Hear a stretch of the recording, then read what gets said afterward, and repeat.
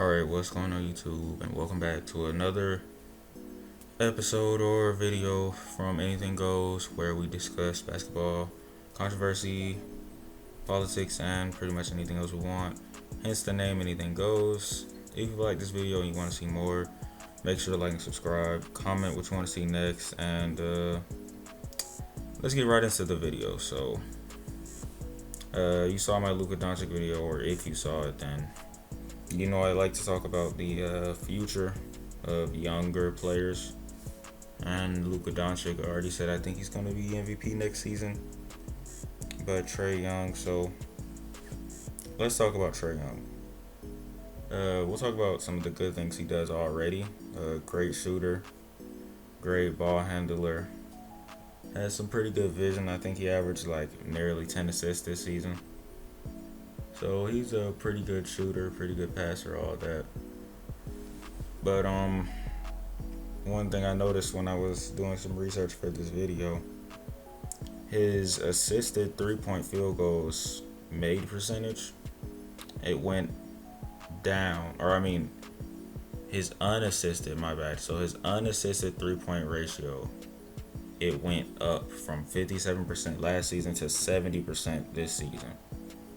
And I don't know why that is, and they added Jeff T this season, so I could probably look at the months and see maybe it went down a bit when Jeff T came around. But from what I'm seeing right now, or from what I've seen, Trae Young is shooting mostly off dribble, step backs, and just sauce.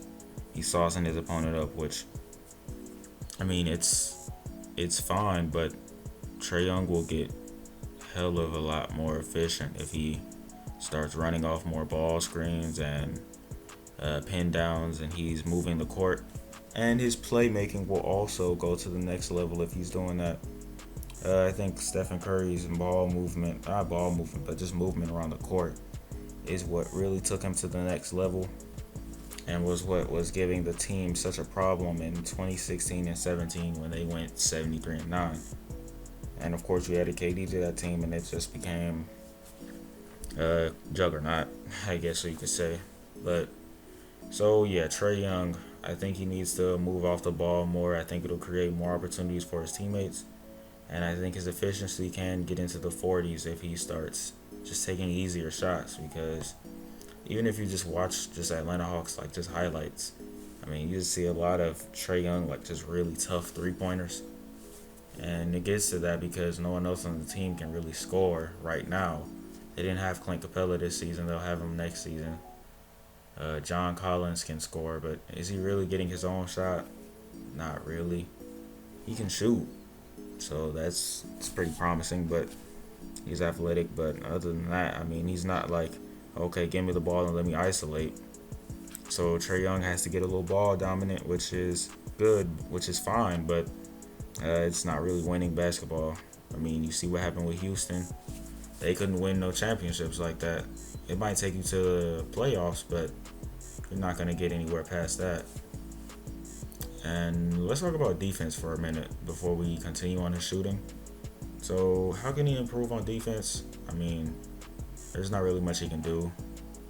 The Atlanta Hawks can improve on defense by just putting 3-and-D guys around them, similar to what Boston and Brad Stevens did with Isaiah Thomas. So put 3-and-D guys around him, get him to work in the system, and maybe get you a coach that knows how to hide defensive liabilities like Brad Stevens does. And I know that's easier said than done because Brad Stevens is like a top 3 coach in the league, maybe top 5. But you just got to see what you can do. Maybe take a chance. I would hire Kenny Atkinson. He's not known for his defense, but he's good with young teams, as we saw with Brooklyn.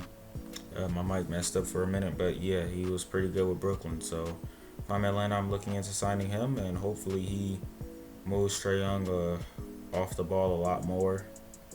But see, the problem is Atlanta doesn't really have another playmaker. They have Jeff Teague now, who can shoot the ball pretty well, so maybe you start Jeff Teague. I don't know how good of a defender he is, so I don't know how your backcourt defense is going to be if you have Trae Young and Jeff Teague on the court. I'm not sure how good he is on defense. and he's getting old, so maybe you want to let him walk in free agency. And there are names in free agency like Jay Crowder, Wilson Chandler. I want to say Joe Harris because he can shoot, but he's not going to help your defensive problem. But, there are just names like that, like, that you can just go try to pick up. Goran Dragic is another one. He'd be good next to Trae Young. He's not a horrible defender, and he can definitely space the floor as well as play make. So you just have to see. So I think most of his problems right now are really just that his team isn't built very well, and his play style, which is also affected by his team and coach, it hinders him. So how can he get moving off the ball more? Pin downs, flare screens, just move. Just get him to move. If he doesn't have the ball in his hand, he shouldn't be standing still. Like, never.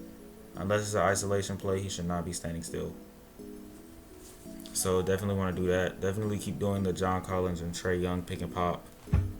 I feel like that's something that you can go to. John Collins is probably going to get better. Hopefully he gets better. And hopefully Cam Reddish gets better too, because another shot creator on this team would be very valuable. And you picked him up with the 11th pick, hoping that he'd be better than what he is right now. But it's looking like Cam Johnson, the guy who got picked a couple spots before him, I think, and was very underrated, and a lot of people were down in the Suns for picking him. Well, he had a way better season than Cam Reddish did across the board. So, I mean, we'll just have to see.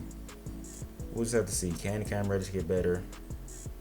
Can DeAndre Hunter become a 3-and-D guy at the very least?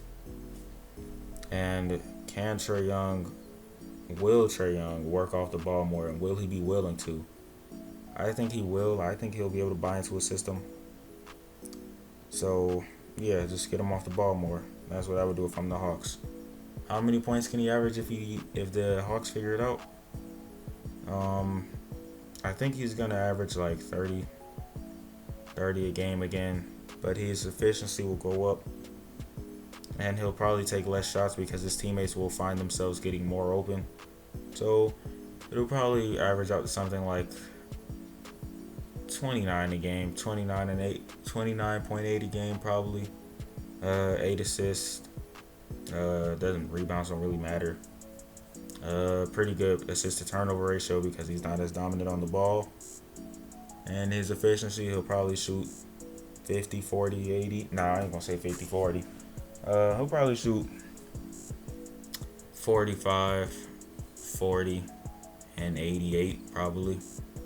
I feel like that's a pretty good projection for him. But that's pretty much it for this video. If you liked the video, make sure to subscribe.